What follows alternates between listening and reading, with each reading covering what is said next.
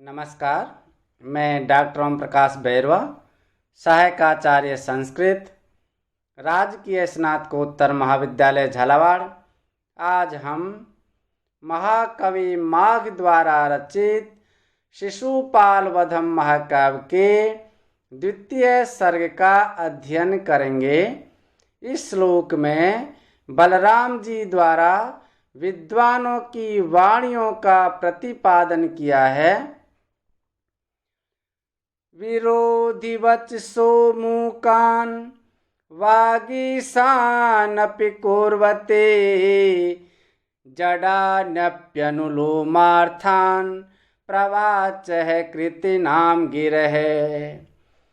विरोधिवचसः मूकान् वागीशान् अपि कुर्वते जडान् अपि अनुलोमार्थान् प्रवाचः कृतीनां गिरः। कृतीनां गिरः, कृतीनां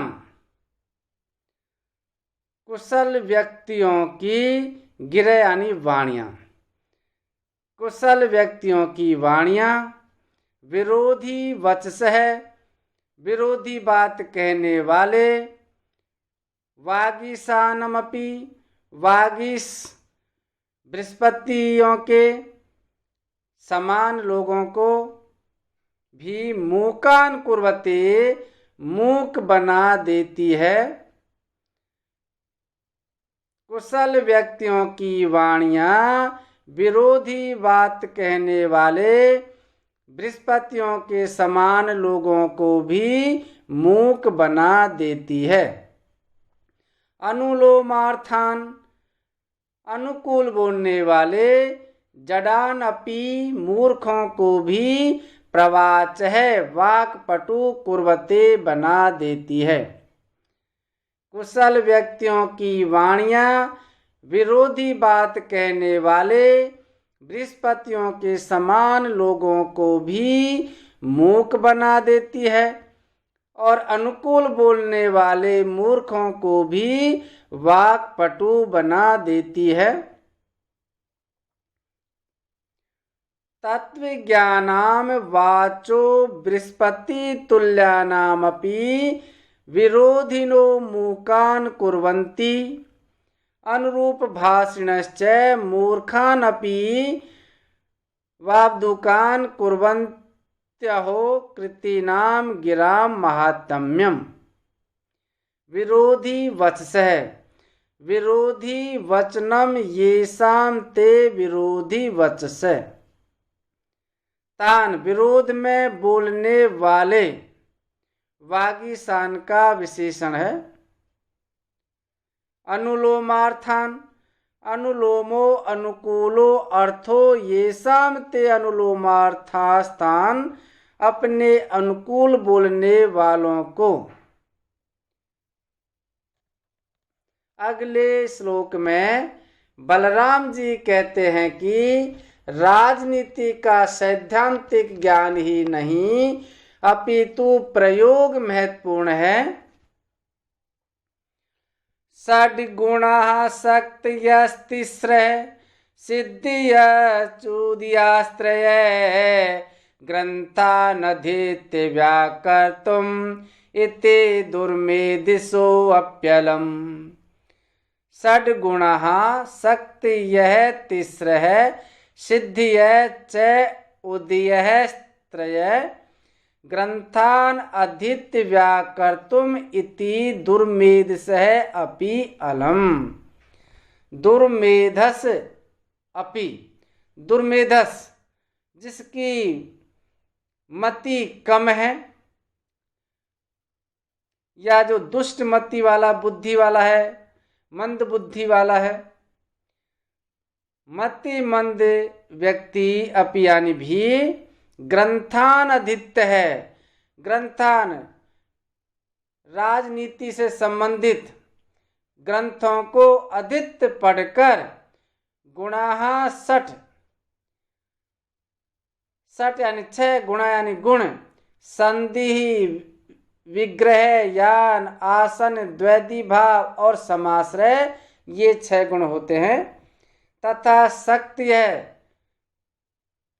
प्रभुत्व, मंत्र और उत्साह, ये शक्तियां तीसरे 3 होती है। सिद्धि है, प्रभुत्व सिद्धि, मंत्र सिद्धि और उत्साह सिद्धि रूप सिद्धियां तीसरे 3 ही होती है।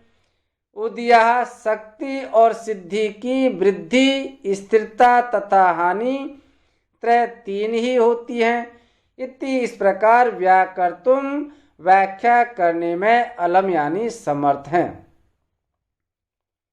मतिमंद व्यक्ति भी नीति ग्रंथों को पढ़कर संधि, विग्रह, यान, आसन, द्वेदी भाव और समाश्रय, ये 6 गुण होते हैं, तथा प्रभुत्व, मंत्र और उत्साह, ये शक्तियां 3 होती हैं। प्रभुत्व सिद्धि, मंत्र सिद्धि और उत्साह सिद्धि रूप सिद्धियां 3 ही होती हैं। शक्ति और सिद्धि की वृद्धि, स्थिरता तथा हानि 3 ही होती है। इस प्रकार व्याख्या करने में समर्थ हैं। अर्थात जो मंदबुद्धि व्यक्ति है वह भी पुस्तकों को पढ़कर, राजनीति शास्त्र के ग्रंथों को पढ़कर, कौटिल्य के अर्थशास्त्र को पढ़ करके और इन जो राजनीति से संबंधित जो गुण है, सिद्धि है, शक्ति है, इनके बारे में जानकारी प्राप्त कर लेता है। लेकिन इनका जो प्रयोग है वो तो श्री कृष्ण जैसे नीतिज्ञ व्यक्ति ही कर सकते हैं। बलराम है कथयति यत संधि, विग्रह, यान, आसन, द्वेदी भाव, समाश्रयाख्याः षट्गुणा भवन्ति। प्रभुत्व, मंत्र, उत्साहात्मिका तीसरे शक्तियो भवन्ति। वृद्धि 6 स्थानात्मका उदयाश्च त्रयो भवन्ति इति मति मंदा अपि जना नीति ग्रंथान् अधीत्य व्याख्यातुं समर्था भवन्ति। परं तेषां प्रयोगः कदा कार्य इति तु श्री कृष्ण सदृशो नीतिज्ञ एव जानाति। अत्र बलरामस्य संकेत उद्धवं प्रति अस्ति, यह केवलं सैद्धांतिकः पंडितो अस्ति न तु व्यावहारिकः। दुर्मेधसः दुष्टा मेधा येषां ते दुर्मेधसः बहुव्रीहि समास। गुणः 6 राजनीति के संधि, विग्रह, यान, आसन, द्वेदी भाव और समाश्रयण, ये 6 गुण होते हैं। शत्रु से समयानुसार मेल का नाम संधि, विरोध का नाम विग्रह, चढ़ाई का नाम यान, उचित समय की प्रतीक्षा करते हुए चुप बैठ जाने का नाम आसन, भेद डाल देने का नाम द्वेदी भाव और शत्रु से पीड़ित होकर उसकी अपेक्षा किसी अन्य शक्तिशाली की शरण ग्रहण करने का नाम समाश्रयण होता है। शक्ति है तीसरा है प्रभुत्व शक्ति, मंत्र शक्ति और उत्साह शक्ति, ये 3 शक्तियां होती है। सिद्धियां तीसरा, 3 शक्तियों की सफलता ही 3 सिद्धियां है। उदयास्त्र है शक्तियों और सिद्धियों की वृद्धि, स्थिरता एवं परपक्ष की हानि। व्याकर्तुम व्याख्या करने में अलम यानी समर्थ होते हैं। इस श्लोक में बलराम जी के कहने का आशय यह है कि सैद्धांतिक रूप में राजनीति के तत्वों की व्याख्या करने में तो मूर्ख व्यक्ति भी समर्थ हो सकते हैं, परंतु उनका प्रयोग श्री कृष्ण जैसा नीति निष्णात व्यक्ति ही कर सकता है। ऐसा कहकर बलराम जी ने उद्धव की ओर व्यंग्य किया है। इस तथा अगले श्लोक में कवि का राजनीति विषयक ज्ञान प्रकट होता है।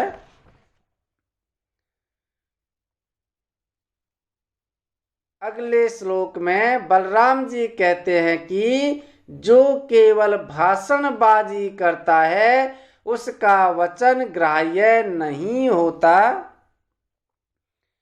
अनिलोडित कार्यस्य वाग्जालम वाग्मिनो वृथा निमित्तात् पराधेशो धानुष्कस्यैव बलगितम्। अनिर्लोडित कार्यस्य वाग्जालम वाग्मिनः वृथा निमित्तात् अपराधेशो धानुष्कस्य इव बलगितम्। अनिर्लोडित कार्यस्य, कार्य का ऊहापोह न करने वाले,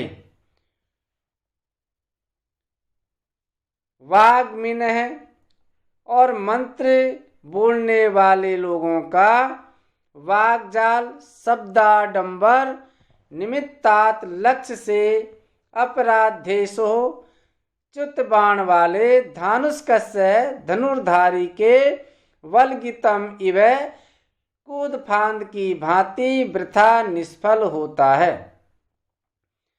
कार्य का ऊहापोह न करने वाले या जिसको निश्चय ज्ञान नहीं है, ऐसे वाग्मिन जो मंत्र बोलने वाले लोगों का, शब्दाडंबर, लक्ष्य से च्युत बाण वाले धनुर्धारी के कूद फांद की भांति निष्फल होता है।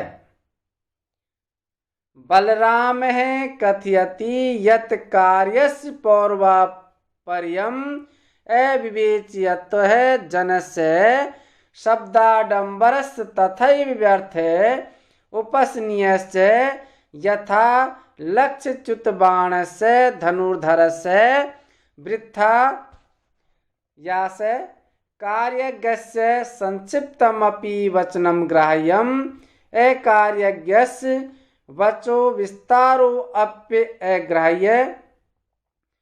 अत्र अपि उद्धवं प्रति बलरामस्य आक्षेपः।